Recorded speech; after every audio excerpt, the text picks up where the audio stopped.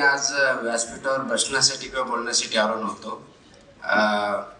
माझ्यावरती जे पुस्तक लिहिलं आहे आणि त्याचं उद्घाटन विमोचन ज्यांच्या हस्ते होणार होतं त्यांचे विचार ऐकण्यासाठी आलो होतो.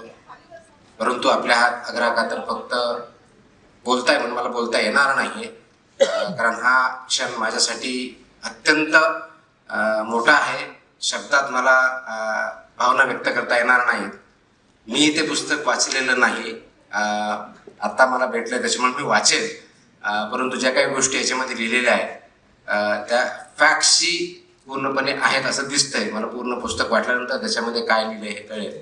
तथापि आपण सर्वजण इथं या कार्यक्रमासाठी आलात ते मनापासून मी आणि असं काहीही नाही आहे. आपण शिक्षक असाल, आपण शेतकरी असाल, आपण उद्योजक असाल, आपण एंटरटेनर किंवा अभिनेता असाल, राजकारणी असाल, कोणत्याही क्षेत्रामध्ये जा, फक्त बेस्ट पॉसिबल काम करा.